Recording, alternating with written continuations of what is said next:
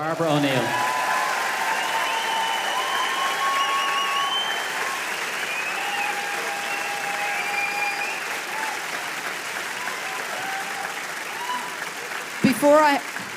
Before I hand you all over to Barbara, I just want to say a big thank you to the Britannia Church, and thank you for hosting us, and thank you for welcoming us into your church. Thank you.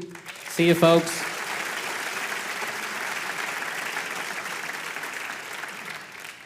Thank you and welcome everyone, and as we say in Australia, g'day. I think it went from the English good day to g'day. And I do find I have to talk a little bit slower because I think when I start to talk fast, the slang comes in and sometimes it's hard to understand. But I thank you for coming tonight, and I know that you're all here because you're all interested in knowing how to get more out of life. We live in an incredible body that has been designed with an inbuilt ability to heal itself. And it will heal itself if you give it the right conditions. And I guess this is where the challenge lies, is there are many people who are sick. And then the question arises, well, if the body's designed to heal itself, why are so many people sick? And I don't think there's a family that doesn't have someone sick or more. And there's always a reason. And this is something that's not often addressed in medicine today, is why. And Newton's third law of motion states that to every action there's an equal and an opposite reaction. In other words, there is always a reason. This is the basic law of science. So it seems crazy that that hasn't come into medicine. But I'd like to introduce you, as we begin, to the two basic forms of healing today. And one is based on fear. Sorry, I've done a lot of writing tonight. I think I've misspelled. Fear. And the Bible verse for fear is found in 2 Timothy 1 verse 7, where God says, I've not given you the spirit of fear, but of power, of love, and a sound mind. What's a sound mind? A sound mind looks at all the pieces in the equation, because we are what we are today, not because of what happened yesterday, well, a little bit, but we are what we are because of our genes, because of our birth, because of everything that happened through our life. And there's no one like you. And that's why I believe God meant each one of us to be our own doctor. And part of being your own doctor is documenting your case. And it's a good idea to go back. And if your mum's still alive, investigate. Mum, what was your pregnancy like with me? What was my birth like? Was I given some shots when I was born? Did I react? And if I did, you've got to investigate. I remember consulting with a man in Melbourne one day, and I said, what do you do for a job? He said, I'm a private investigator. I said, so am I. We should all be private investigators, investigating why these things are so, because there is always a reason.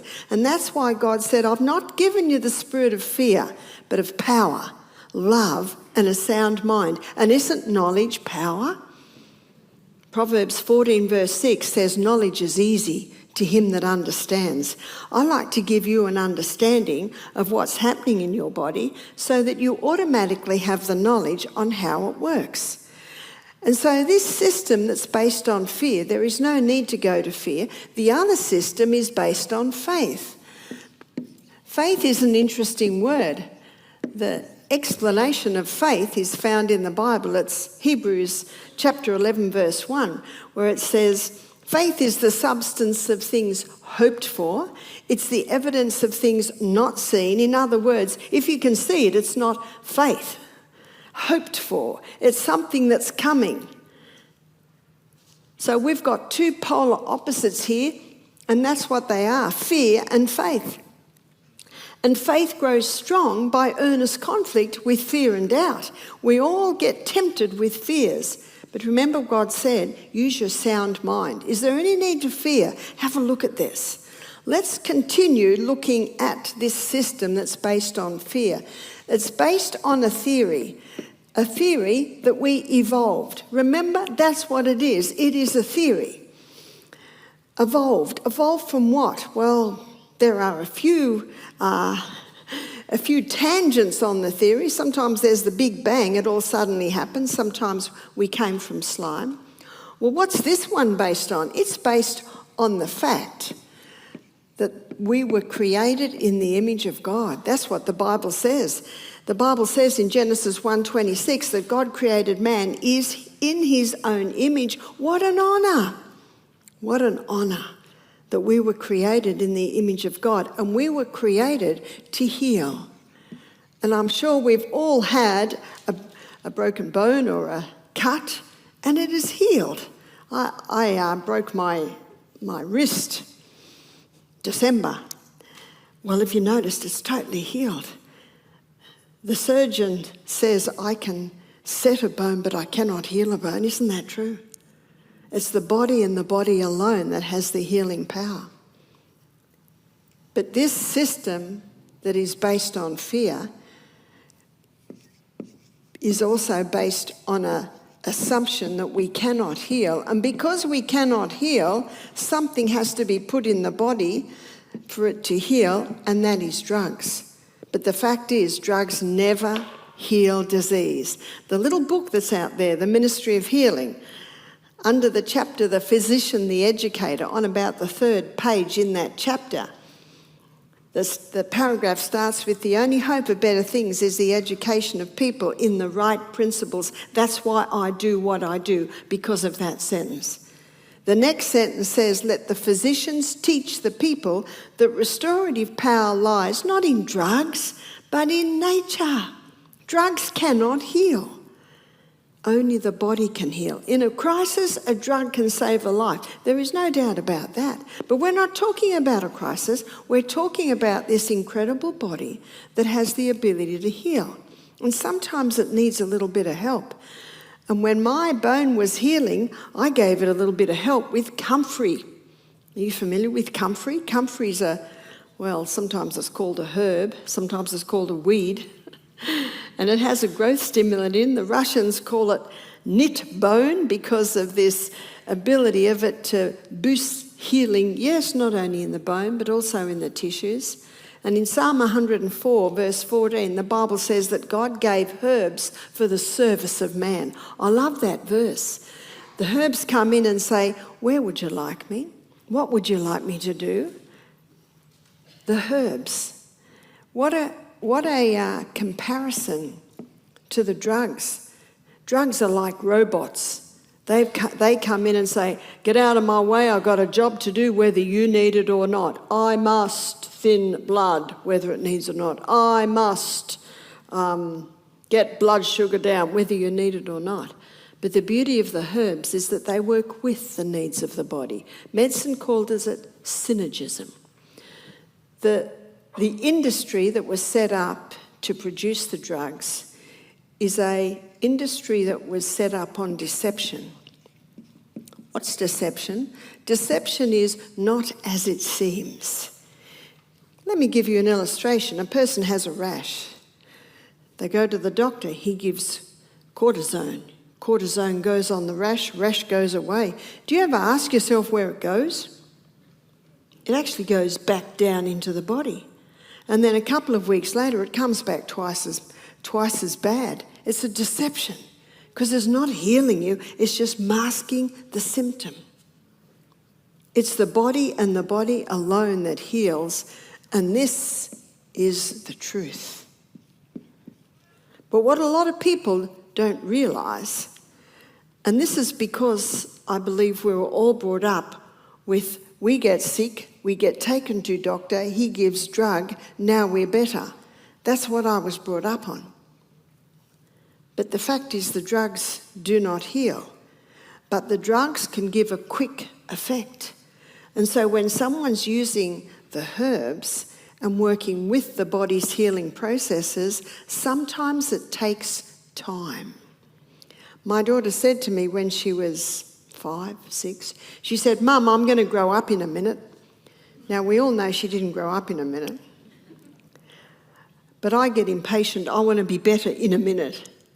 And I think the 6 weeks that this hand was in a plaster was the longest 6 weeks of my life. I look back now and think, what was that? But at the time, it was, oh. But you know, the Bible has some principles to help us through these times. One is found in 1 Thessalonians 5:18, where the Bible says, in everything give thanks. Well, how can I be thankful for a broken bone? I'm so thankful it wasn't my right hand. I'm so thankful it was down a little bit and a clean break and I didn't break it up in here. There's always things to be thankful for. And if we have a look, we will find them. It's like the man that was walking through the garden. He's the gardener with a lady. And they were looking at the beautiful roses. And they were beautiful. They had beautiful scents. But then they looked across and there was a lady walking through the middle of the garden and she was bleeding, bruised, grumbling. The thorns were cutting her. And the lady next to the gardener said, who's that? And he said, that's how that lady walks through life. There are roses all around her, but she's too busy looking at the thorns. And the more she looks at the thorns, the more they cut her and the more they bruise her. What a lovely illustration of how we can walk through life. We can look at the roses or we can look at the thorns. Every situation in life has thorns and roses. Every relationship has thorns and roses. What are we concentrating on? So these are the two basic systems in medicine today. And one of the beautiful things that God gave us is choice. And choice means that we choose. It's our God-given right. God's government is a government of freedom, and freedom is based on free choice. And I am the master of my destiny. I'm the one that chooses what I do and what I do not do to my body. So if you go into a system, maybe this system, and why do most people go into hospital? It's usually because of fear. They're a bit scared, what's happening here? And they go in, and the doctor says, aha, you have this, you need to do this immediately. Do you know, the very best thing is to say is, thank you so much for your advice. I'm going to seriously consider this, and then leave. Smile. Thank you so much. Because they are giving you the best they know, but it's not everything. There are other modules. There are other ways of healing. And if our body was designed to heal itself, it makes sense that the most intelligent thing to do is to work with those healing powers of the body. The body and the body alone has the power to heal. And the body runs according to precision balance. And whenever that balance is thrown out, the body is not working well. Remember Newton's third law of motion. To every action, there's an equal and an opposite reaction. And what I find today is there are many people, men and women, but probably particularly women, who have all the symptoms of a hormonal imbalance. And sometimes it's the missing link. My book, Sustain Me, the Sustain Me is a acronym for the basic laws or principles of health. Sunshine, use of water, sleep, trust in God, abstain. There are some things that must stop if you want optimum performance. I is inhale. N is nutrition. M is moderation, moderation in all the good things. I love sun, but don't overdo the sun, you'll get burned. And the last one, E, is exercise. These are the basic requirements or principles for the body to be able to live with optimum performance, and also they're the basic guidelines for healing. In that chapter, The Physician, the Educator, on the 3rd page, she says these laws are the true remedies. They're the basic foundation, and then they don't cost a lot of money, do they? But what they do take is a little bit of effort. So I'd like to go back to the A, abstain. Something has come in to cause this hormonal imbalance. And it began in 1957, and it was called the contraceptive pill. The contraceptive pill was introduced to women. 1960s is called the sexual revolution. Women wanted to be able to have sex without falling pregnant. But what was never mentioned is that there are actually some side effects. And it wasn't probably for another 30, 40, even 50 years that it started to be seen there are some major problems with this. So let me take you through and show you some of the symptoms of a female having a hormonal imbalance. Very heavy periods, very painful periods, premenstrual tension, tender breasts at period time. There's some of the lighter ones. Let's go a little heavier. Fibroids in the uterus, cysts on the ovaries, polycystic ovarian syndrome, endometriosis, thyroid problems, breast cancer, uterine cancer, ovarian cancer, cervical cancer, depression, heart disease, migraines. Whoa, that's a lot. What about a man? What will be some of the symptoms of a man having a hormonal imbalance? Low sperm count. How many couples can't have children today? It's incredible. Low sperm count. And the million-dollar question, which should be on everyone's lips, is why are these things so? Because these things just don't happen for no reason. It's a basic law of science. To every action, there's an equal and an opposite reaction. That's why I don't believe in autoimmune diseases. God didn't design the body to eat itself. We need to investigate why. What started this? Because there is always a reason. Another symptom of a man having a hormonal imbalance is penile dysfunction, inability to hold an erection. Current figures in Australia are 50% of men over the age of 40 are struggling with this. Why?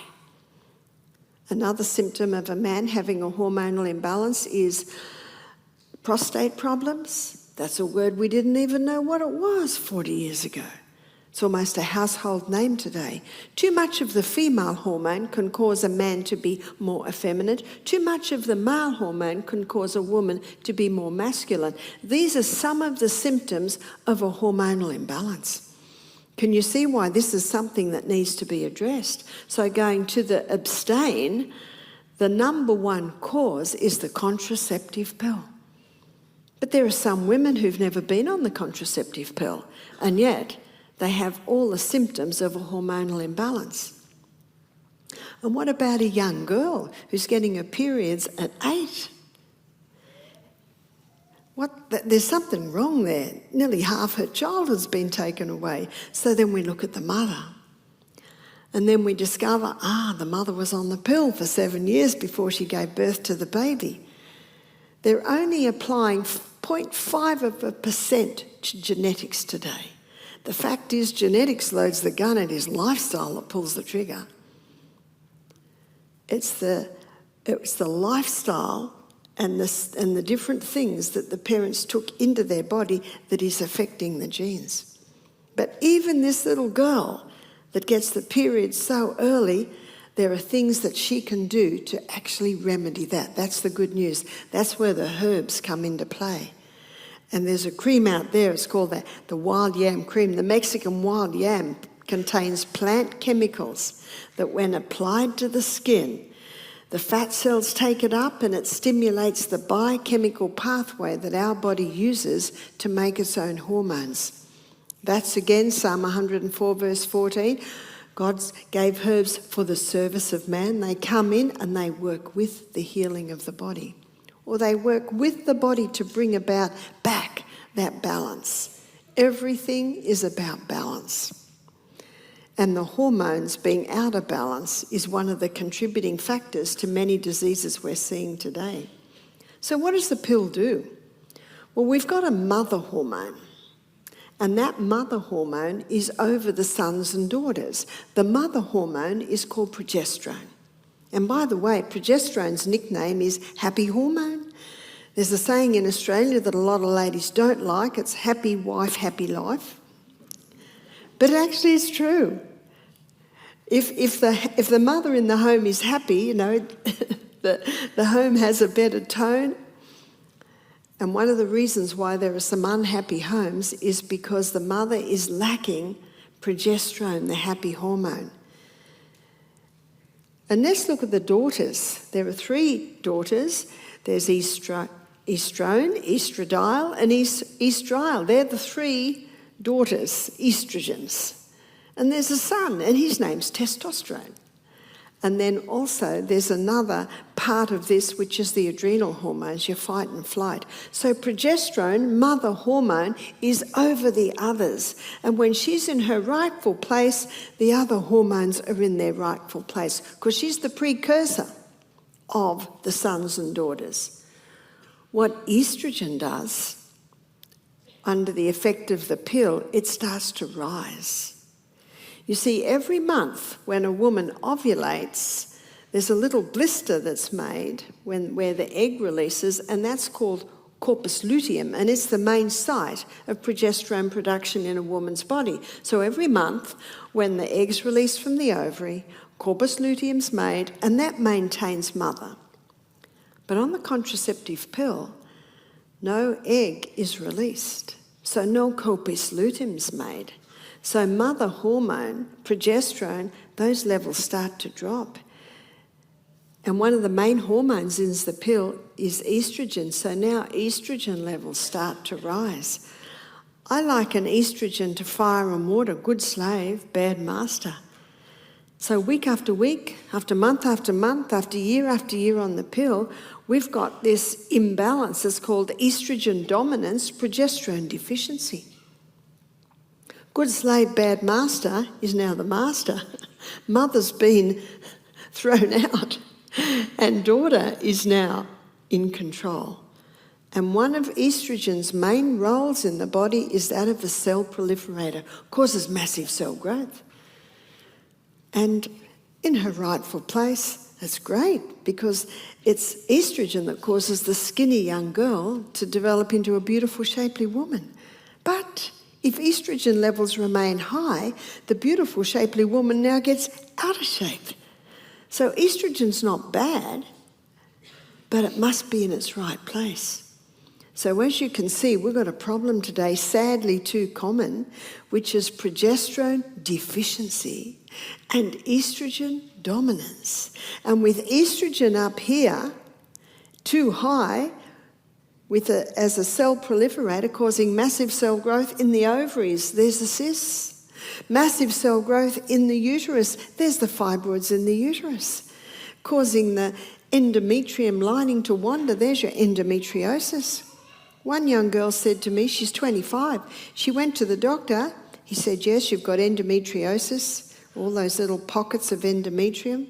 And every month when the levels drop and the blood nest comes away, that's menstruation, all those little pockets bleed, but they've got nowhere to go, and that causes excruciating pain. So she went to the doctor and he said, you'll be okay when you go through menopause. What's that, 25 more years of pain and suffering? And sometimes they'll come in and they'll burn out those little pockets. Now, what have we got now? We've got scar tissue. If you don't turn the tap off, you're still going to be mopping up in the other corner. If you don't find the cause, you will never have a cure. And so she came to our retreat. And at our retreat, she heard the description of what I'm giving you today. And in my book, Sustain Me, I have a chapter on that. So after what I've told you today, when you go home, you read that, it'll make even more sense, where I explain in detail this disruption. And what the yam cream does, it restores little by little mother hormone back to her rightful place, which automatically brings the daughters back to where they should be. Because if you don't get those daughters down and reinstate mother to her rightful place, even if the uterus is cut out, even if the ovaries are cut out, even if the endometrium pockets are scraped out, they're all going to grow back. When are we going to stop chopping body parts out? If you don't find the cause, you won't have a cure. It's like the lady that had ovaries taken out, uterus taken out, breasts taken out. How much sense does that make? So surely there's nowhere else that it can manifest itself. There is. Progesterone is the hormone that boosts the bone building cells. How many people today have osteoporosis? In my book, Sustain Me, there's a whole chapter on osteoporosis. How many people with osteoporosis were on the pill back in their teenage years? It's called buy now, pay later. Many are sick through ignorance, not realising that these things that they took for the so-called sexual freedom, it's causing major problems now as they're getting older. So osteoporosis is another result of this imbalance. You see, we've got two main cells in the bones, osteoclast, which takes away the old bone, and osteoblast, osteo meaning bone, blast, new bone. Osteoblast builds the new bone. So osteoclast takes the old bone, and osteoblast comes in with the new bone. It's this really nice balance that God made for strong bones. But when estrogen comes up, which stimulates the osteoclast, then too much old bone's getting taken away. And then progesterone drops, then there's not enough to replace the bone that's taken away. And so even though the breasts are taken, the ovaries are taken, the uterus is taken, surely nothing can happen now. Well, the bones start breaking. And high estrogen opposes thyroid function. Now the thyroid's not working. When are we going to stop cutting it all out? What we should be asking is, why is it happening? Because you can't blame the genes. Remember, genetics loads the gun, lifestyle pulls the trigger. There is always a reason. Sometimes you may not know every little bit, but as you investigate, you start to see it. So what about the woman that has all these problems and she's never been on the pill and her mother was never on the pill? There's more.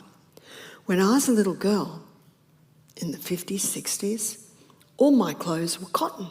Cotton underwear, cotton socks, cotton dresses, shirts, pants, and in the winter, woolly jumpers. Please, as Irish, I hope you're wearing wool. Support your local industry. I am, and I'm an Aussie. Yeah, we have sheep too. When I went to school, my lunch was in a brown paper bag and my sandwiches were wrapped in greaseproof paper.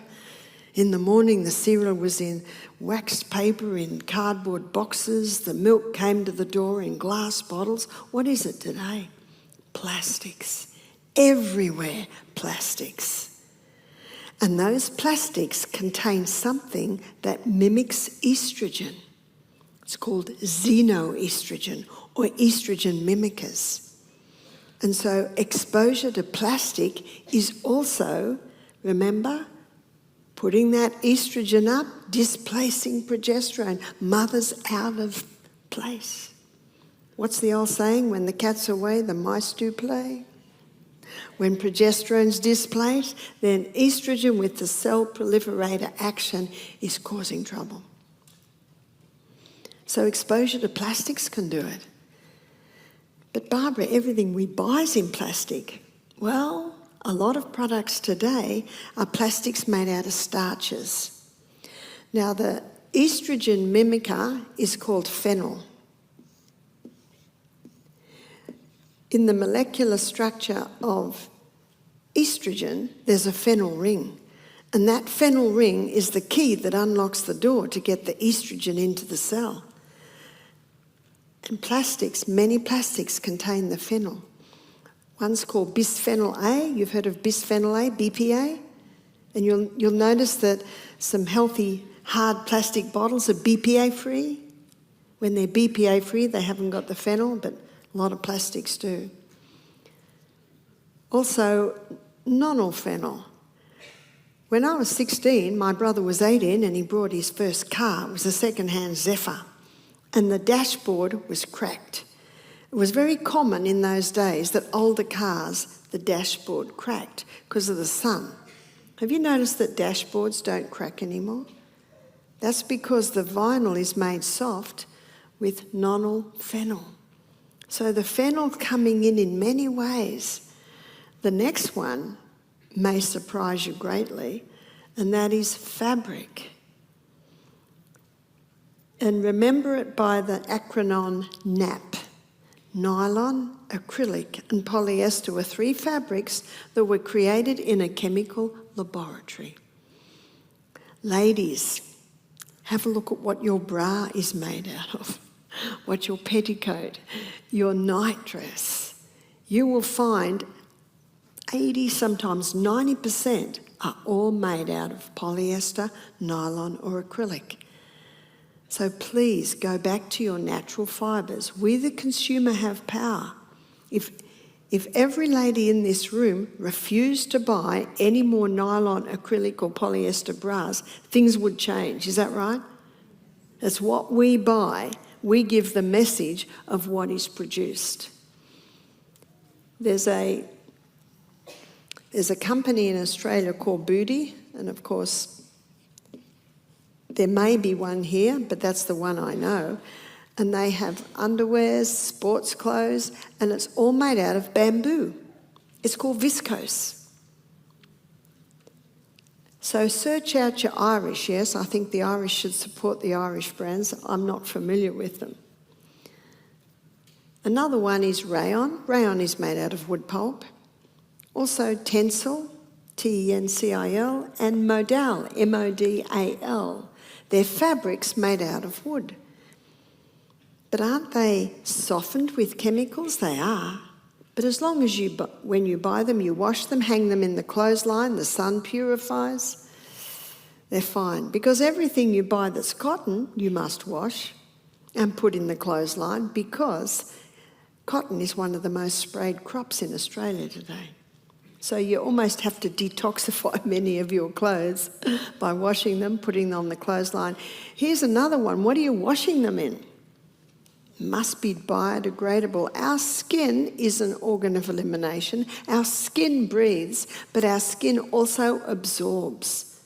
It absorbs, so be very careful what's touching your skin. So especially when you're exercising. And I'm sure after reading my book, Sustain Me, you're going to be out exercising every morning. When you exercise, you get hot, your pores open, the fabric warms up, and you start to absorb the chemicals. So this is a hidden way that the chemicals are coming into the body and disrupting the hormones. Another area, and I can really only testify to Australia, but I think just about every country you'll see this, that chickens are given growth stimulants. In 5 weeks they go to market, and the person that eats that chicken's getting the growth stimulants, and if they eat the egg, they're getting the growth stimulants. In Australia, it's against the law for cattle farmers to give their cattle growth stimulants. But a cattle farmer's wife told me this. She said once a month they knock on our door pushing the growth stimulants. She said we don't, but many do, and they tell you exactly when to stop the growth stimulants so it's not picked up in market or, in the abattoirs. Yes, I choose to eat plants myself. But if you do want to eat meat, chickens, eggs, it really must be organic today. I think you'll agree with me, we're exposed to so many different things. A lot of people don't realise what I've just explained, how it's disrupting the hormones. So yes, when you go through the Sustain Me principles, A is abstain. There are some things that must stop. So then the question arises, well, how do we stop having babies popping up everywhere? Well, I was pregnant or breastfeeding non-stop for 14 years. Some would say, oh, you poor thing. Well, actually, when you're pregnant and breastfeeding, progesterone levels soar. There's your happy hormone. I had 1 period between each child, so that breastfeeding, in most cases, gives a natural contraception. But there are ways that you can have natural contraception. Sex is 2-part, contraception should be 2-part. The woman's role is to know when she's ovulating. So we've got a 4-week month, and the first week The first week of a woman's menstrual cycle is when she's menstruating. The second week is usually the safe week. The third week is usually when the lady ovulates. And the fourth week, it's usually a safe week, meaning safe, that she won't fall pregnant. But that's not enough. That's a bit of guesswork there. Because every woman, it might be slightly different. So a woman's body will give her 3 signs. One is her temperature changes. It's as simple as her taking her temperature before she gets out of bed every day and monitoring it. And she will find that it'll be on a plane like this, and as she begins to ovulate, the temperature drops and shoots up onto a higher plane, and it stays that way for the rest of the month. That's her sign that she's begun to ovulate. Usually starts about the 3rd week. Second sign is her vaginal mucus changes.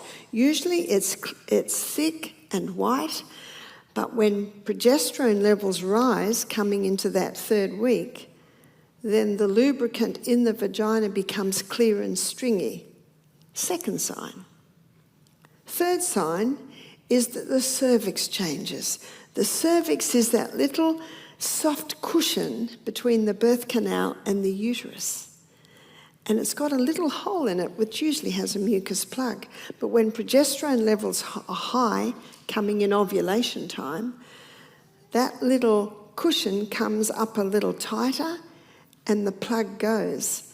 It's as simple as a woman testing her cervix every day. She's got nothing to compare it to at first, but as the days and the weeks go by, she starts to see those 3 signs will come together, usually in that 3rd week, to show her she's ovulating. And that's when she says to her husband, "I'm not safe this week." And so the husband either masters the art of withdrawal or wears a condom. And I read an article on Italian men who prided themselves in not getting their women pregnant by mastering the art of withdrawal. And so this is really God's natural way of birth control. And my daughter and her husband Matthew were married for nearly 4 years before the first baby came. How nice that a couple has time together before the little darlings appear. And how we love those little ones, but there are challenging times, especially when they're teething or the 2-year-olds come. And that's why it's so important for a couple to establish themselves and be united as the little ones come. And so natural birth control is the way we work with our body. Our body is an incredible piece of machinery. And getting to know our body, we start to understand how it works and how to treat it. And so a very important part is to listen. I was in Peru, the Sacred Valley, in March, and we had a young woman giving a presentation. It was at a retreat, and she said, "I have been working in New York for 10 years as a businesswoman." And she said, "I was beginning to get sick because all the sustained meat principles she was breaking, going to bed at 2 a.m, not drinking water, too much coffee, grabbing a bit of food here and there, and eventually her body said, stop." Have you noticed that the body will do that? When we don't treat it well, it actually stops, sometimes stops us. She started to get major gut problems. So she went back to Peru, and she went back to where her parents used to go to a herbal healer. And he said to her, "When you eat this food," you know, her fast food, "how does your body feel?" She said, "I don't know."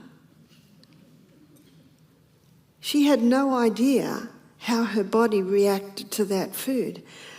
And she felt a bit silly, but it really confronted her with the fact that she knew nothing about her body.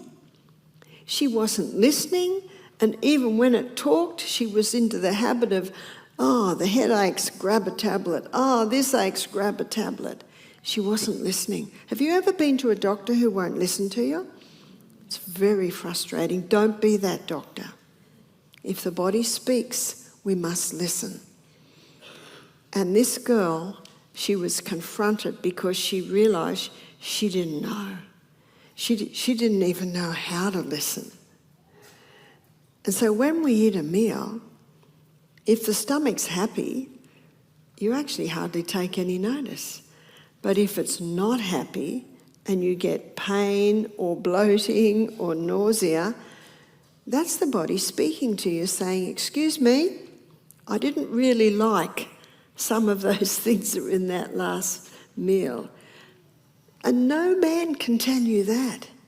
In fact, your body can tell you what no test, no doctor, no nutritionist, no naturopath can tell you. Only your body can tell you. So when I did break my wrist, the pain was through the roof. And it looked really weird. The bone was sticking out like this. My pain and the look of my wrist, it was by the beach. I was walking along the rocks with my grandchildren. We got onto a big rock and I was walking along. The rocks weren't slippery, but I didn't realise in the middle there had been water that had now dried and it was slippery. And when I put my foot on it, too late. My feet went out and I slammed right down on that wrist. Oh, did it hurt. The lifesaver came running up. She looked at it and went, go to hospital. Go to... This was a little bit more than a poultice. And the pain was intense. That pain told me, this is pretty serious. So my pain was telling me I've got to do something. And one of the best things you can do in pain is breath work. In Genesis 2 verse 7, God says he formed man from the dust of the ground and breathed into his nostrils the breath of life. He became a living soul. Where did God breathe? Nostrils. Mouth is for talking, mouth is for singing, mouth is for whistling. Mouth is for eating, mouth is for drinking. Mouth is not for breathing. Nose, and nose alone, is for breathing.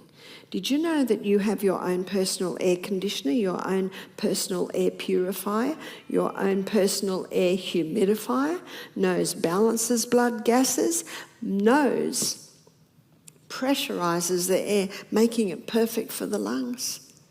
So make sure, and I'm going to say it as nicely as I can, keep your mouth closed.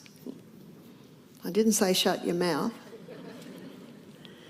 Keep your mouth closed and only breathe through your nose because of the amazing things that it does.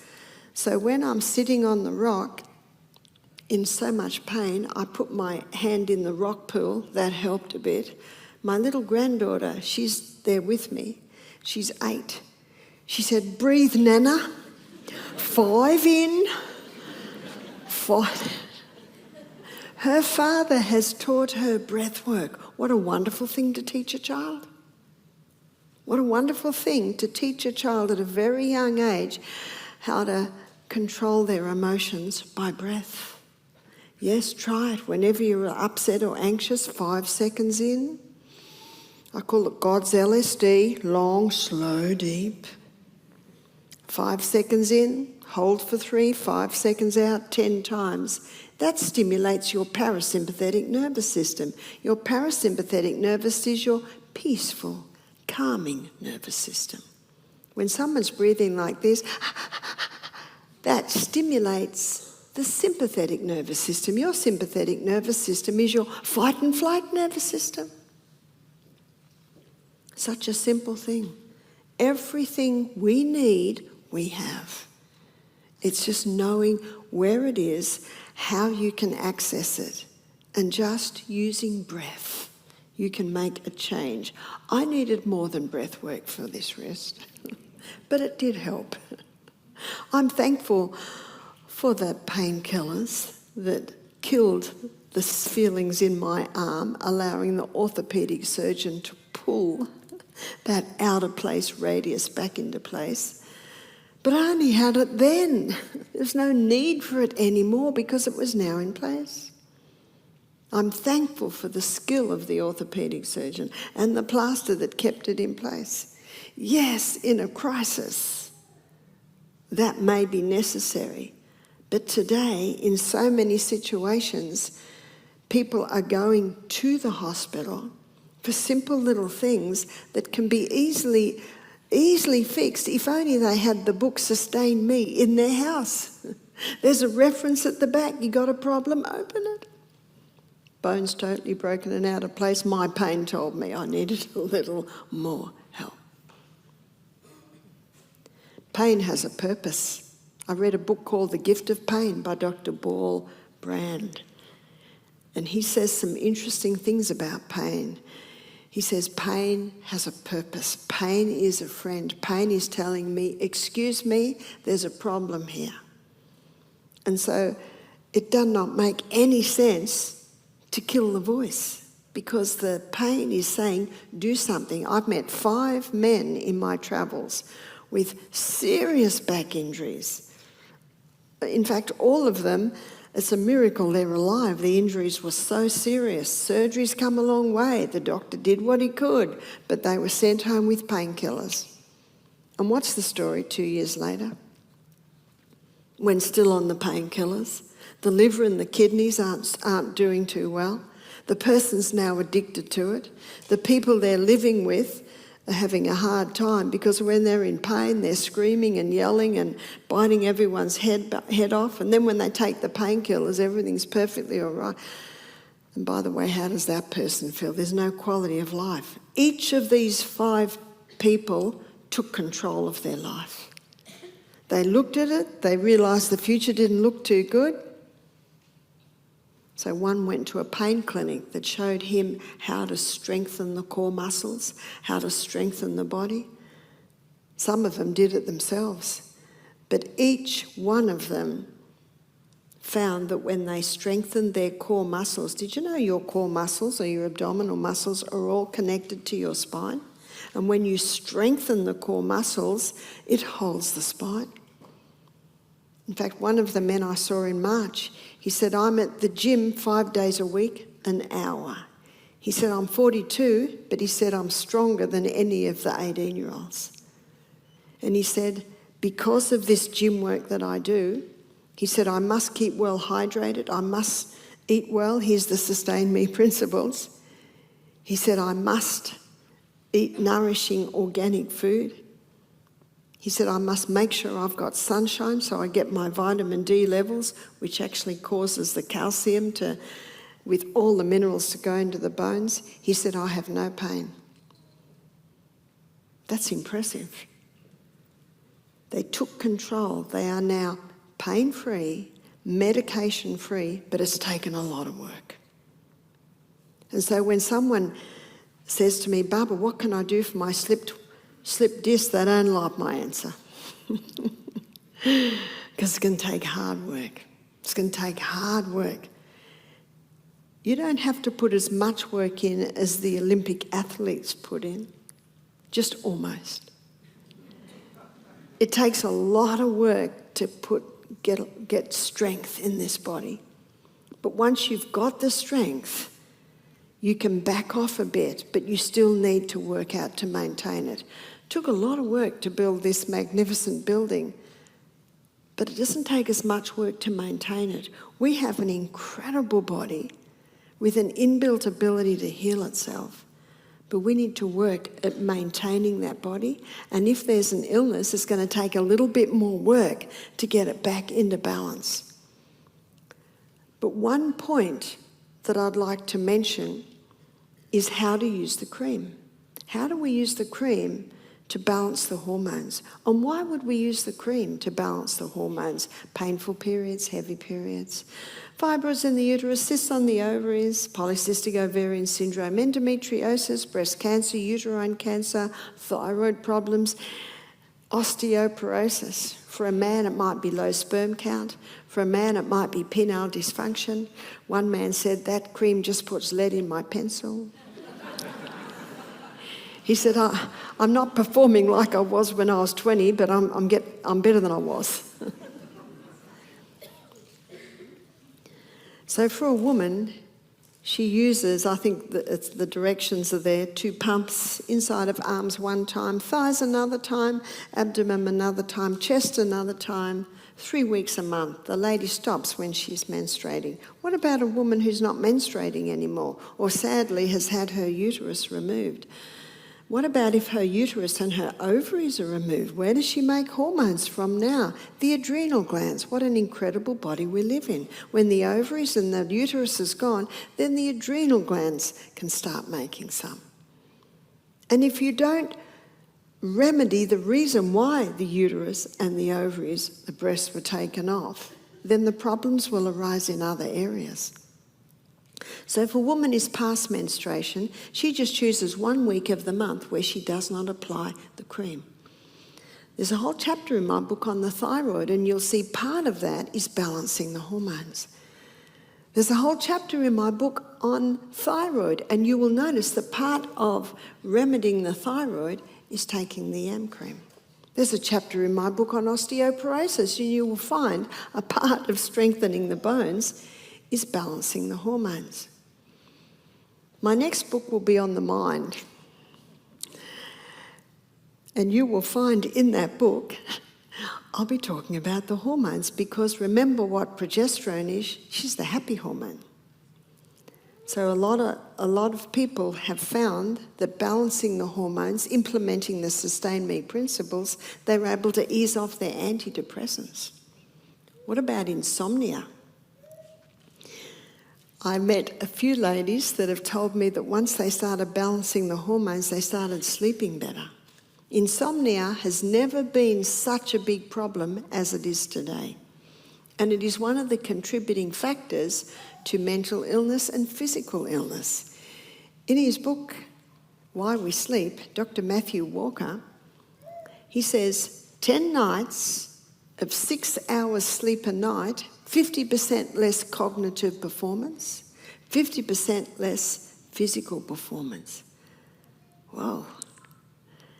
When he finished writing the book, he said, I was not happy with the conclusions. He did his own research. He quoted many research. In fact, there's been research happening since about the 1950s of actually what happens when we sleep. And the author and the name of the book is in my book. I have a chapter on sleep. It's called Sweet Sleep, How to Have Sweet Sleep. So what was the conclusion he came to that he was not happy with? I call it God's perfect mathematical formula. 8 hours to work, 8 hours to play. What's the last one? 8 hours to sleep. That was the conclusion that he did not like. He said, because I wasn't having 8 hours. He said, I haven't got time for 8 hours. But he said, as I went through the research, as I was doing it myself, he said, there's no other way. If you want optimum performance out of your body and out of your mind, yes, it's 8 hours. 8 hours, just in case you missed it, 8 hours to work, 8 hours to play, 8 hours to sleep. Isn't it a wonderful formula? Life should be good. Every day should be good. And many people's lives are not good. And it can be various reasons, but one of the reasons is they haven't got that formula. Some people have said to me, you don't overwork, do you, Barbara? I said, no, then I'm no good to anyone. That's why you won't see me after this presentation, because I've got to get to bed. I've got to get to bed because I've got a few things happening tomorrow. And I don't usually work for 8 hours a day. Sometimes what I give in my lectures, 2 hours is about equal to some people's 4 hours work. But I keep to the formula. Some people say to me, Barbara, aren't you exhausted? How can you keep up the pace? I said, I've found a formula. And I've put the formula in the acronym Sustain Me. And you know what I have found? It sustains me. And the Bible says in 1 Thessalonians 5:21, prove all things. Got that? This is a challenge. Try it. Prove it. Prove it for yourself. prove all things, and hold fast to that which is good. It's Old English. I love the poeticness of the Old English. Hold fast. I have done it. I have proved to myself that it's a good one, so I hold fast to it. And so when I was in a meeting in the palace with the sheik's daughter, who apparently is watching me and wanted to see me. So we went there and we were chatting. She was asking me many questions. And I looked at my clock. Oh dear, it was 10 to 9. I said, unfortunately, I'm going to have to go. I had an early morning flight. Some people might have stayed there till midnight, but I need to go. We can meet again. We can talk again. No matter who it is, I've got to go.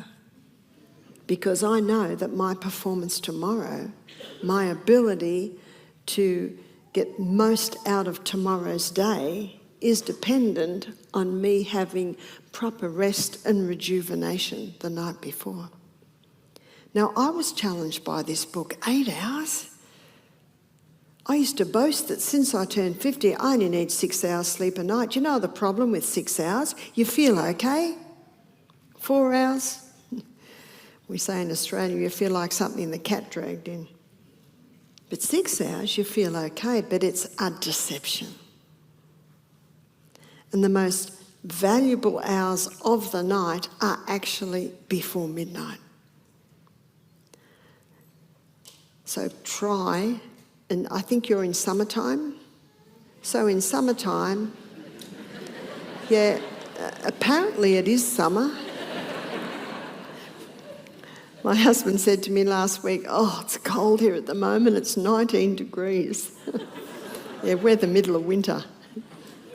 I said, oh, it's a balmy 15 degrees here in the English summer. Apparently it is summertime. Your clocks change in summertime? Yeah, so the most valuable hours for you are starting at 10 p.m.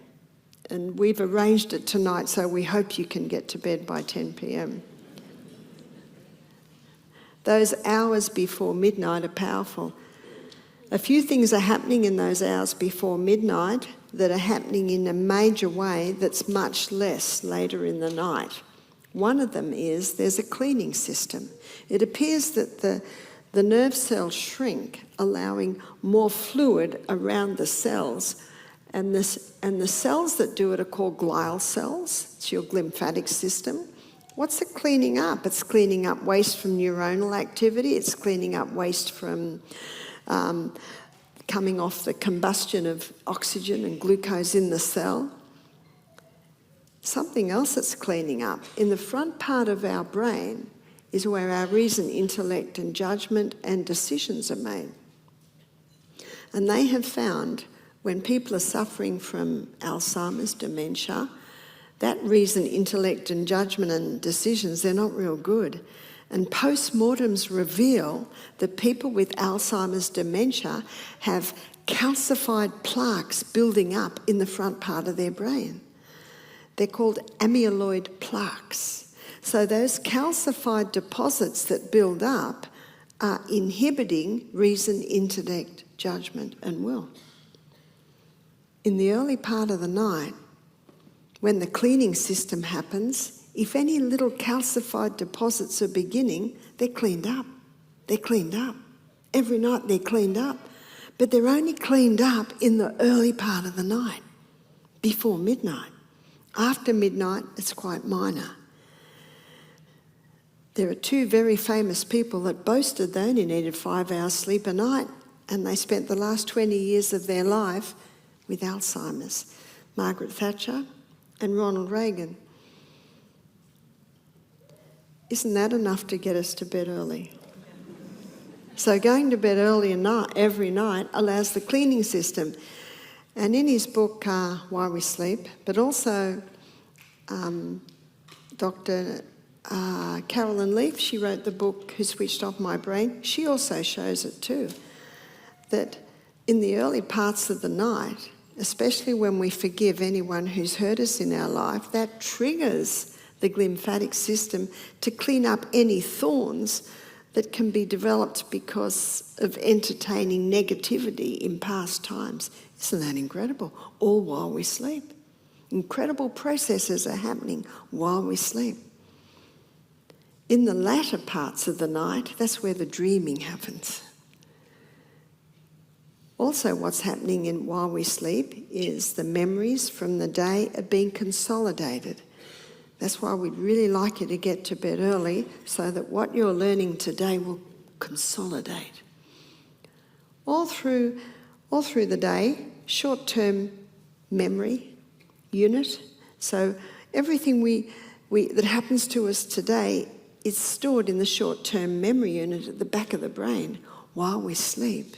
There's a courier service that takes the memories up to the top of the brain, the cortex. That's the long-term memory unit. If we go to bed midnight, 1 or 2 in the morning, then the short-term memory unit isn't cleaned out of the memories. That means the next day we can't actually take as much information in. What's also happening in the night is that's where inventions take place. So there's a whole lot of things happening in the night hours that need 8 hours. That's why Dr. Matthew Walker said, I'm not happy with the conclusion. For me to access all that, I've got to have 8 hours. One lady said to me, Barbara, I'm so discouraged after your sleep lecture. I only get 5 hours a night. I'm really happy because I used to get 4 hours. Now I get 5 hours. I said, well, I would stay happy because you're getting there. And there's a few things that will stop you sleeping. And one is the chat room. Are you familiar with the chat room? I'd like to describe my chat room. So a couple of nights ago, I woke up at 4:30. I'm not used to it being so light in the morning. So I'm certainly accessing the heavy curtains. So I woke up at 4:30 and I thought, I've only had 6.5 hours sleep. I need more. I need at least another hour. But because I've woken up, I go into the chat room. And this is the chat room. Now I'm going to go here and I'll do that. And I've got to send some more postcards to my grandchildren. I told them I'd send postcards. And chat.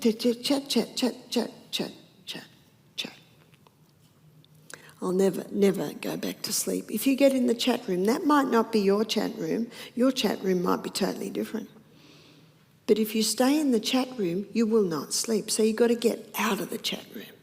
So how do you get out of the chat room?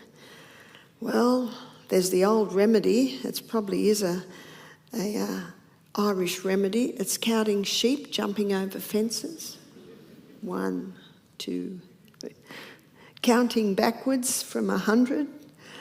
Another one is listing all the things in your life that you're thankful for. One lady said, what I do is I picture my old auntie. I used to love going to her house as a child.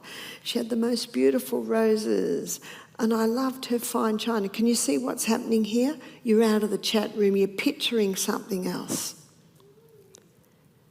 Another lady said to me, oh, if I'm in the chat room, she lives in the city, I picture myself in a forest, walking through the forest, and I see a lake ahead. Can you see? You're out of the chat room. How I get out of the chat room is I love memorising. And the biggest chapter I've memorised is James chapter 1. That's 27 verses. And it takes a lot of thought power to go through those verses. And in the morning, I think, where did I get to? I think I got to verse 13. Another one is breath. 5 seconds in, hold for 3, 5 seconds out. So you've got to concentrate on that. Do it 10 times. If you're still awake, do another 10 times. So you just got to get out of that chat room. And yes, it happened to me last week. And yes, I went through some of my memory verses, and the next thing I knew, it's 5:45. Yes.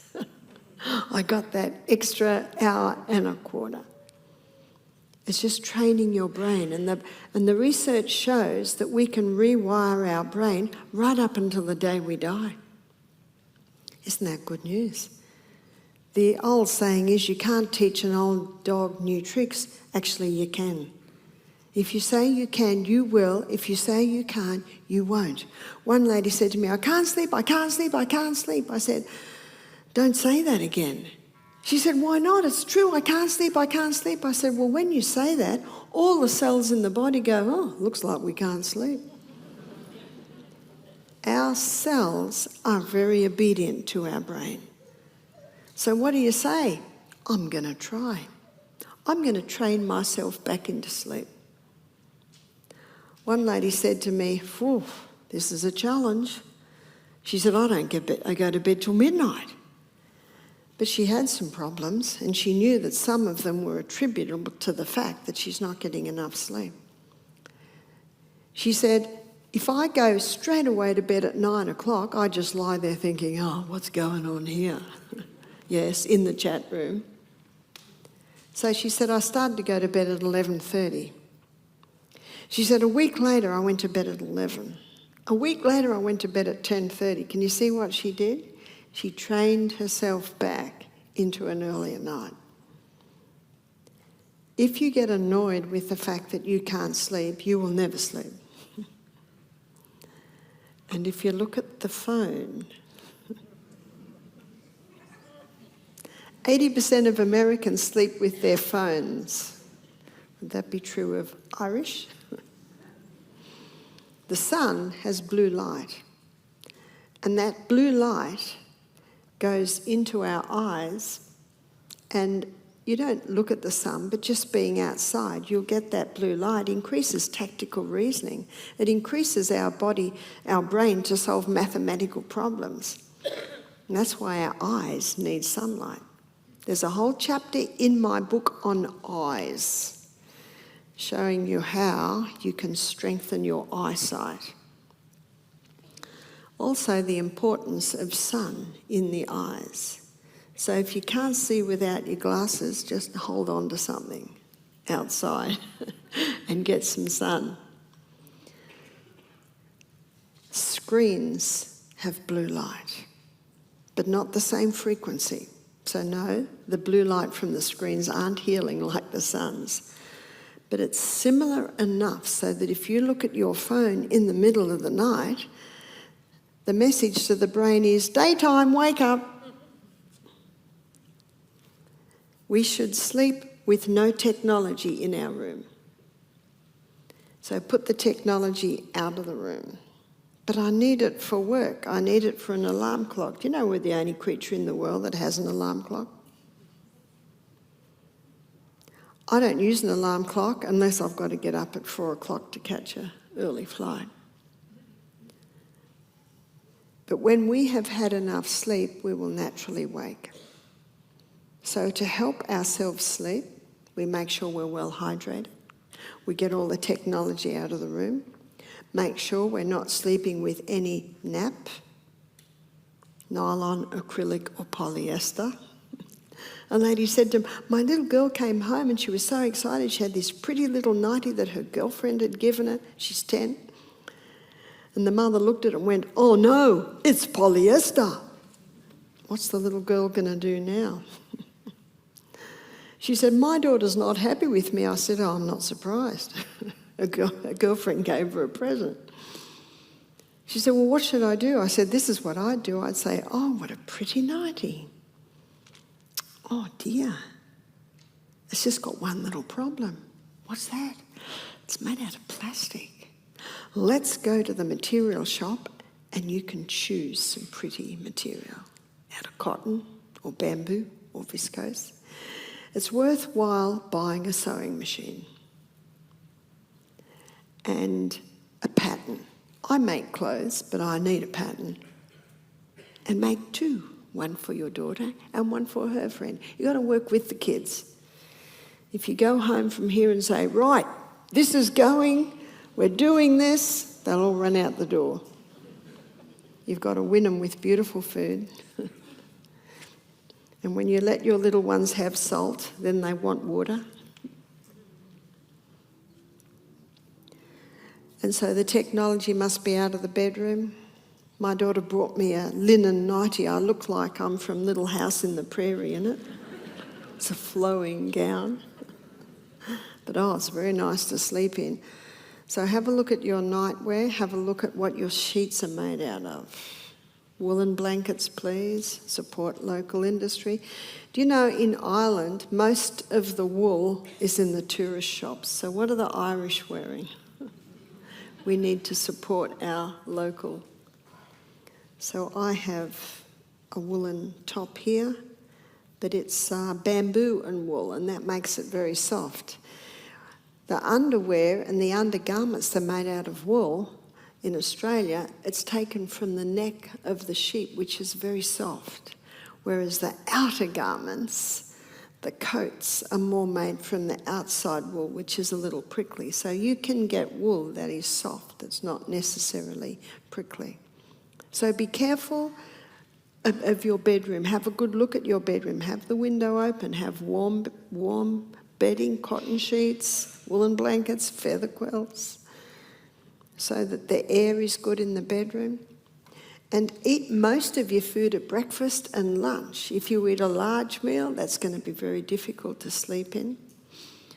There's a form of eating today that's come out of the intermittent fasting. It's called time-restricted eating. And time-restricted eating is eating twice, 6 hours apart in a 24-hour period. We've been doing it for years at our retreats. Michael and I have been running retreats for 26 years now, and we serve breakfast like a king. It's the old adage, lunch like a queen and tea like a pauper. One lady said to me, "What do paupers eat?" I said, "Sometimes nothing." So a lot of people like to have a main meal, say 8 or 9, and then another one at 9, 10. But if you're going to school and you've got an 8-hour shift at work, that's very difficult. So if you have breakfast at 6:30 in the morning, you're going to need something at midday, 1 o'clock, and then you're going to be hungry again of the evening. So it's something that you've got to work out what suits for you. You're the doctor. Listen, observe what works. How can you go 5-6 hours between the meals? The only way you can do it is if your meal is high in the 3 essentials. What are the 3 essential food groups? Fibre. We should be eating a lot of fibre, lots of fibre, and all plant foods are very high in fibre. Did you know that every single vegetable and every single fruit feeds different microbes in our guts? To have a nice array of microorganisms in our gut, we need to have a generous variety of fruits and vegetables, whole grains, legumes, nuts and seeds, because they're all feeding our microbes. So why are our microorganisms so important? When we have this fibre from the vegetables, and a nice variety of them, feeding our microorganisms, those microorganisms give off short-chain fatty acids. And those short-chain fatty acids nourish the walls of the colon, keeping them strong and tight. And those microorganisms are the basis or the foundation of our immune system. And there's one thing and one thing only that there was agreement on in 2020, 2021. You're on the edge of your seat. What is the one thing that everyone agreed on? That we need a strong immune system. Is that right? And so our immune system is built from that fibre in our gut. So please, every meal, have a look. How many different fruits? Or maybe it's a savoury meal. How many different vegetables are you having? Have a look. And if there's not much variety, grab a few more in. With my children, I always gave them fruit first at breakfast, because if there's porridge, they want the porridge first. But when they're hungry, give them the fruits, then they'll eat lots, then bring the hot porridge on. And at lunchtime, what are they going to go through for first? Potatoes, hot potatoes. I had some beautiful Irish potatoes for lunch today. Potatoes and the lentils, the savoury. So serve the salads first. And I did this when I first married Michael 27 years ago, and he had 2 children. And I knew that he and his children weren't used to a lot of salads. So what they used to live on was cereal and toast for breakfast, pasta and potatoes for lunch. He's Irish. They had a lot of carbs. They lived on a lot of bread. They weren't used to the salads. Michael can cook toast very well. That's about it.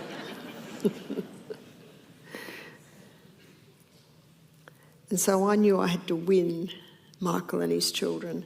So we'd sit down to lunch and there'd be a couple of big salads there, beautiful dressings, make sure the salads are fresh.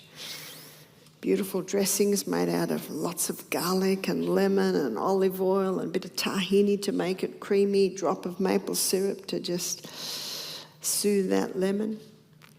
And we'd say grace, and Michael and his children were looking a little bit scared. Is this what we're going to have to eat now with this new woman in our home? And I'd smile, and Michael would say, where are the potatoes? And I said, oh, they're nearly done. And yes, the lentils are nearly done. And they're hungry because we haven't fed them for 5 or 6 hours. And when I noticed that salad's half gone, I go, oh, potatoes are ready. Lentils, whatever, is ready. In Self-Heal by Design, I have recipes in the back, and all the recipes are on legumes because I find that's one area most people don't know much about, is the legumes. I know traditionally in the UK, split pea soup is a common one, but I know myself, I didn't even know what a lentil was when I was growing up. I think my first lentil dish was when I was about 20. But those beans are excellent sources of proteins, very clean burning fuel. And you might say to me, well, it's not cleaning burning fuel for me. I have a lot of wind. So you know what you do? You start with a little bit. You start with a teaspoon. And you get the microorganisms in your gut that are fed by the lentils start to develop. See, if you haven't had lentils, then the microorganisms in the gut that are fed by the lentils basically aren't there. And that's why when people aren't used to legumes and they start eating them, there can be a little bit of an explosion in the gut. So bringing them in little by little by little, because it's all about the microbes. There's 100 trillion cells in our body, and there are 10 times the microorganisms in the gut. I was reading one book recently, and he claims 39 million microorganisms in our gut. Wow. Does that mean we're more plant than animal? And those microbes in the gut are very important for not only our immune system, but also the gut health. And so have a look at how many more vegetables and fruits that you can put into your diet. So the 3 essential food groups are fibre, protein, and fats.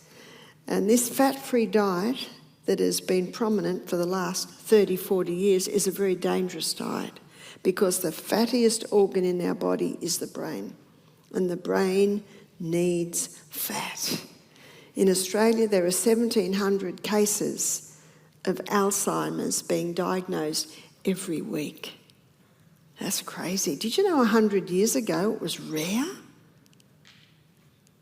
And I don't think anyone in this room, in fact, no one on the planet wants to get Alzheimer's. Well, you've learnt one important way, go to bed early. Another one is keeping the brain hydrated. Make sure you have 8 hours sleep a night, but also 8 glasses of water a day. Start early. And the quickest way to get the water into the cell is to have that little bit of Celtic salt. And I think that's one of the tips that has caused my inflammation to explode. I was in a health food shop in America a month ago, and a man came up and he said, "So you're the reason we can't get Celtic salt." So what's so good about Celtic salt? It has 82 minerals. Seawater has 92. The salt on the supermarket shelf has 2. Sodium chloride. And if you take that supermarket shelf salt and mix a teaspoon with a cup of water in that proportion and fill a whole tank, and then get fish from the sea, put it into that tank, all the fish die. Again, it's back to balance. It's that balance. And our body runs according to precision balance. We looked at the importance of balancing the hormones, but it's also important to balance the minerals in our body. Our bones aren't made of calcium. Is that shocking news?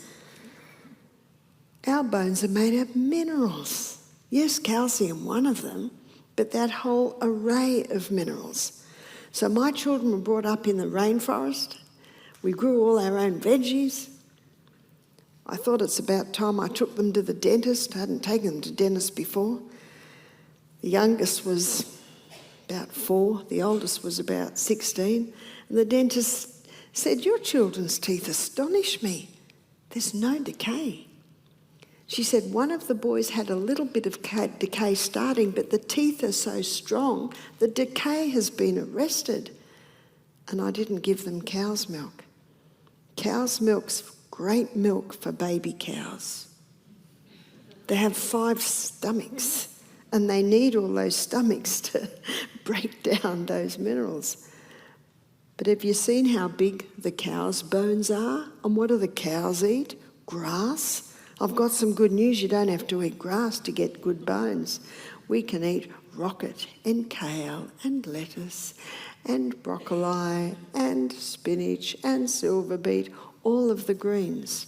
The greens are the highest source of minerals, and when you cook them, you don't lose the minerals, only if you throw the water away. Minerals literally glue us together. Minerals make our bones strong, because that's what our bones are made of. Dr. Robert Thompson, in his book, The Calcium Lie, interesting book, and I quote that in my book, he claims that the clearest indicator of a creator God is seawater, because seawater has the exact same mineral balance and proportion as is found in our body, in our tissues, in our blood, in our lymph system, in our bones. And the good news is you don't have to drink seawater. You can take that little bit of Celtic salt with every glass of water. How much? About as big as a sesame seed. I probably have more than that. Won't that get the blood pressure up? No. It actually balances the blood pressure because it brings balance in and out of the cell, whereas the table salt with its 2 minerals, that's what gets the blood pressure up because there's only 2 minerals. So it causes a mineral imbalance in and out of the cell. Dr. Jacques de Langry is a French doctor who wrote the book Sea Salt's Hidden Power. If he has a patient with high blood pressure, he puts them on Celtic salt because it restores the balance. So minerals are vital, and that's where we get them from, the Celtic salt and also the dark green leafy vegetables. But fats, where do we get the best fats? As they come from the hand of the Creator. So that's nuts and seeds, avocados, coconut. And the 2 oils that have been used for centuries is coconut oil, depending where you lived, and olive oil. And in the northern countries, I think traditionally people got their fats from butter. And you know, back then, the cows ate organic grass, no chemicals. And the cows weren't given drugs, so the animal products were much better back then. They were raw. If you give a newborn baby calf the milk in the supermarket, that calf will die. So absolutely, the organic is far superior. Myself, I eat plants. So when did heart disease happen? When did strokes begin? Because 100 years ago, people were eating butter, cream, cheese, eggs. They weren't having heart attacks. And 100 years ago, the people on the South Pacific Islands who were eating coconut every single meal, oil or cream, they weren't having heart attacks and strokes. And 100 years ago, all through Europe, they're having olive oil on everything, olive oil on their bread, on their pasta. They weren't having heart attacks. So what happened? What happened to start this #1 killer in the world today, which is heart disease, stroke? It was the Industrial Revolution. What happened in the Industrial Revolution? They started to extract oil from hard seeds. And the extraction process requires chemicals and high heat, which destroys the oil. So those oils you see in the supermarket shelf, you know, the clear bottles, soy oil, corn oil, safflower oil, sun oil, don't touch them. When you do eat them, they come into the blood, they start damaging the arterial walls, along with the chemicals and the plastics and the environmental poisons we're exposed to. And when the arterial wall is damaged, then LDL cholesterol, it's got to plug up the holes. And because the damage continues, then more cholesterol plugs up the holes. And so the arterial wall's getting more and more narrow. To blame cholesterol for heart disease is like blaming the fire trucks for the fire. Well, they must cause the fires. Have you noticed they're the one common denominator you'll always see at a fire is a fire truck. That's the reasoning. It makes no sense. In my book, Sustain Me, there's a chapter on the heart, and I quote several books. One's called The Great Cholesterol Con by Dr. Malcolm Kendrick. Another one's called The Great Cholesterol Lie by Dr. Dwight Lundell, two cardiovascular surgeons. Another one's called The Great Cholesterol Deception by Dr. Peter Dingle. Another one's called The Great Cholesterol Myth by Johnny Bowden. The Great Cholesterol Hoax. We're running out of words. So Dr. Natasha Campbell McBride, she had to call her book Put Your Heart in Your Mouth because there were no more words left. And are you ready for the side effects of Alzheimer's, of cholesterol-lowering medication? Alzheimer's, dementia, muscle wasting, and memory loss. Interested? So the 1,700 cases of Alzheimer's that's being diagnosed every week in Australia, it's not just dehydration, it's not just late nights, it's also the cholesterol-lowering medication. And the Framingham Heart Study showed that people with high cholesterol levels don't get Alzheimer's. Do you need a moment's silence to digest that one? So you might say to me, Barbara, what are your cholesterol levels? I don't know, I've never had a test and I'm not about to have one. Be careful of tests. Yeah, blood tests not going to damage you, but they change. So I never have them. Why don't you have them? Well, why would I have them? Everything works. If something doesn't work, it speaks to you. Have you noticed? It's very important to listen. Please don't have a biopsy. What's a biopsy? It's taking a hunk out of your body. If I took a hunk out of my cheek, what would I be left with? I'd be left with a hole and then scar tissue, and that part of my body would now be weaker. And ladies, please, no more pap smears. What's a pap smear? It takes a little nick out of your cervix. And if you take a little nick out of your cervix every year, what's going to be the state of your cervix? Oh, well, they don't take a nick out now. They get a wire brush and they scrape the cells. What would happen if you scraped one part of your face every year with a wire brush? You'd have scar tissue there now. They say that pap smears prevent cervical cancer. How could they do that? They're actually contributing to it. And please, no more mammograms. One lady described a mammogram like this. The lady takes the top off, she lies down next to the highway and lets a semi-trailer run over the breast. A mammogram, the breast is squashed between two plates, which hurts and is damaging, and then the radioactive rays go through it, further damaging it. Please, no more. No. Well, how will you know if there's a problem? Your body will tell you. That's why it's important to start listening. And if a lump appears on the breast, that's a sign it's important to go on the yam cream. Because if the hormones are balanced, a lump will not grow on the breast.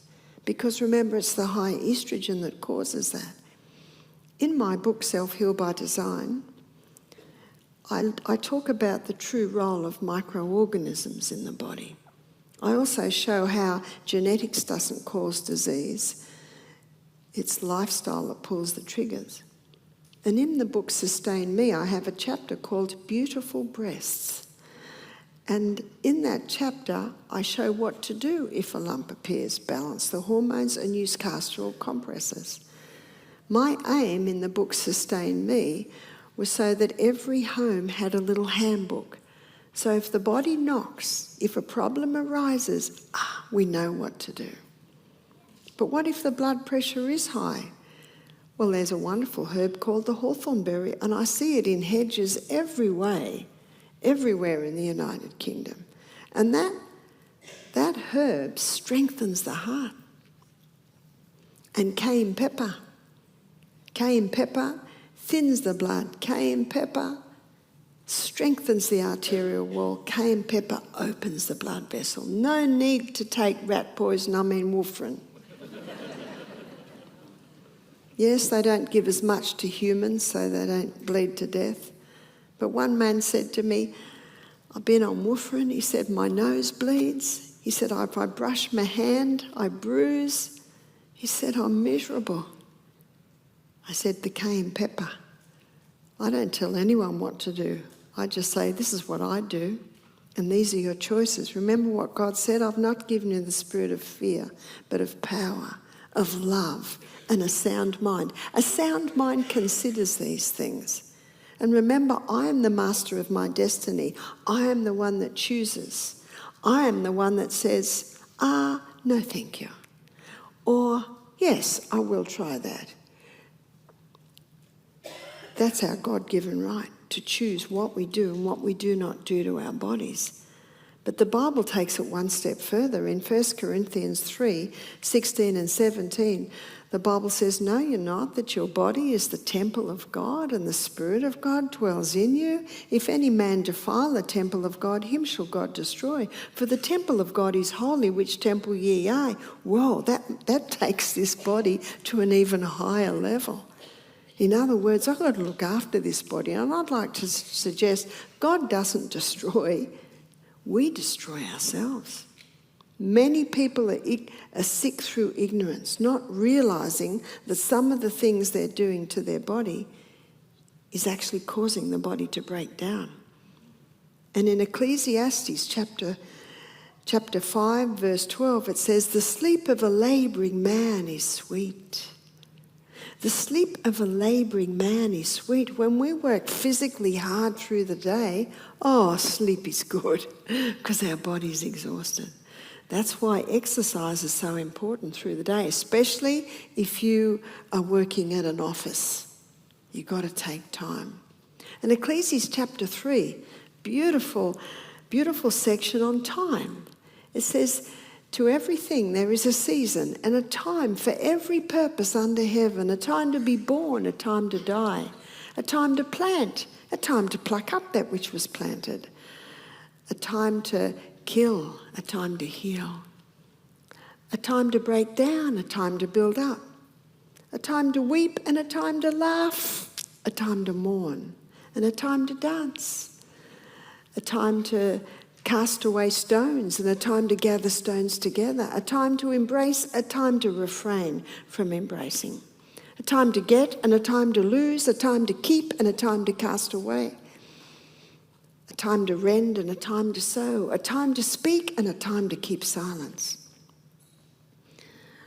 a time to kill and a time to heal, a time of war and a time of peace, a time to love, a time to hate. There is a season and a time for every purpose under heaven. I've added a few more, a time to sleep and a time to wake, a time to drink and a time to not drink. When do we not drink? Well, our stomach is a chemical factory. And that chemical factory uses chemicals like hydrochloric acid, plant chemicals, and pepsinogen to produce pepsin to break down protein. It's a chemical process. And what happens when you add water to chemicals? They dilute. So there's a time to drink water, and that is between meals. There's a time to stop drinking water. Stop half an hour before the meal, resume about an hour and a half after. And the only way you can do that is to drink between the meals. That's where the time-restricted eating is so effective. Leave 5-6 hours between a meal. The only way you can do that is to have high fibre, generous proteins, great fats. That gives the distance between meals. How much water? 8 hours. How much sleep? 8 hours. I always thought 7 was God's perfect number. 7 holes in our head, 2 ears, 2 eyes, 2 nostrils and a mouth. 7 days in a week. But now I think he likes 8 too. 8 hours to work, 8 hours to play, 8 hours to sleep, 8 glasses of water a day. Spread it out. Don't give your body a torrential downpour. Oh, have them drink 500 mils all at once. There's not long before you're going to have to look for a bathroom for 500 mils to come out. Take it like God sends it, little by little by little. And as you increase your hydration through drinking more water, you will find your brain is clearer. You will find your skin is softer. You will find you sleep better at night just from drinking more water, and to allow your body to access it, that little bit of salt. So there's a time to drink, there's a time to stop drinking, there's a time to sleep, and there's a time to be awake. There's a time to work, and there's a time to play. There is a season and a time for every purpose under heaven. What about brain fog? When you're well hydrated, you will find the brain works better. But I also find that many people are suffering from brain fog and bloating because of wheat. Do I eat wheat? I do, but not much. But when a person's having cereal and toast for breakfast, sandwiches for lunch, pasta for tea, it's almost 100% wheat. And unfortunately, in the 1950s, the wheat was changed. It went through intensive crossbreeding to produce a plant with a high yield of grain. It was rushed through with no safety studies. Does that sound familiar? Rushed through with no safety studies, and only now we're starting to see the gluten intolerance, the bloating, the brain fog. It also changed the starch structure, so it's a big contributing factor to diabetes. But you can get ancient grains that were not hybridised. That's wheat, Enkenhorn, Emmer, E-M-M-E-R. These are called ancient grains. So it doesn't mean bread is out. If I had any physical problem, like a skin disease or irritable bowel or brain fog, I wouldn't eat wheat. I don't have those problems, and I have a little bit of wheat now and then. So it's not that wheat's bad, it's not even that oats are bad. But if someone has any type of inflammation in their body, oats are high in lectins and can increase that inflammation.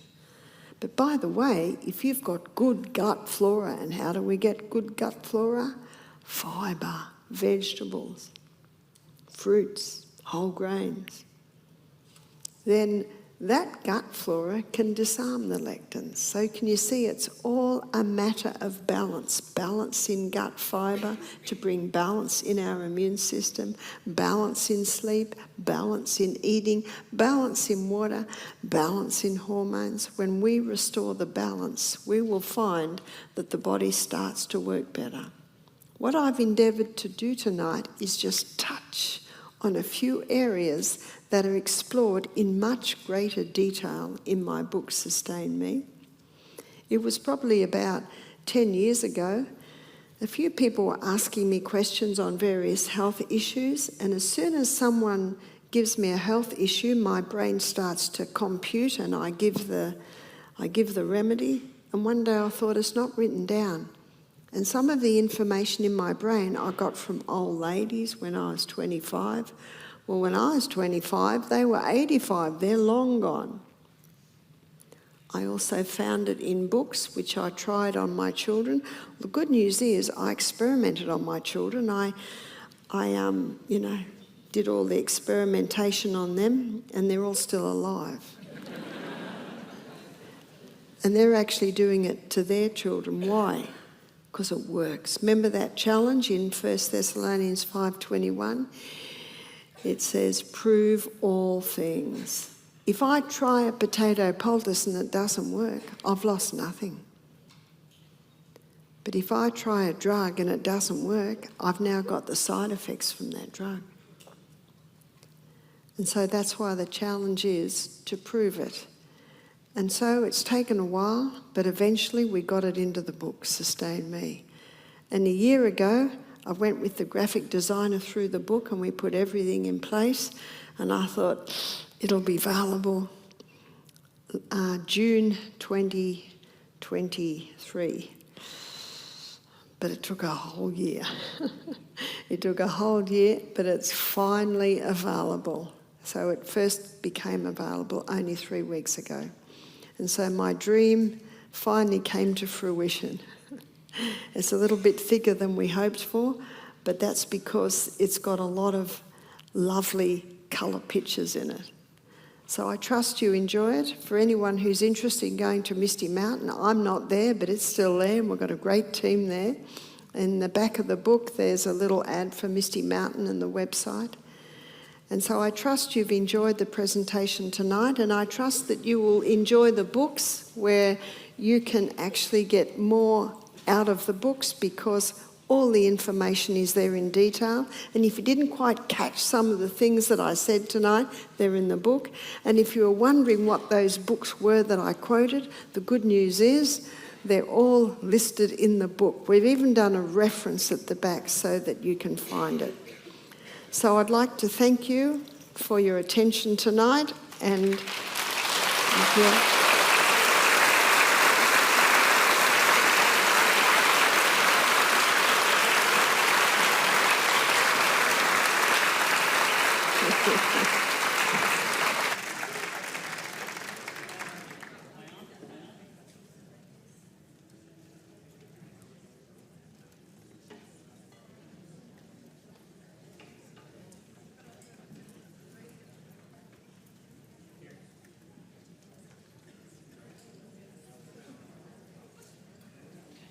Okay. So just before you go, folks, I just want to say a couple of things. We have this very special gift for Barbara.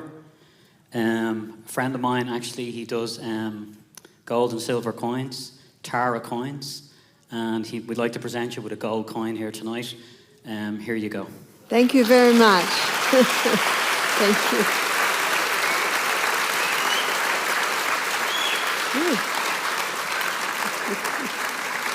Very nice. Thank you. It's beautiful. And I just want to say to everybody, we've got some really cool events coming up. Marianne Williamson that I mentioned, also Bruce Lipton and Diva Pramal. So we'd love to see you at that. Thanks for being here tonight and for being so attentive. And there she goes. Say goodbye to Barbara O'Neill. Thank you.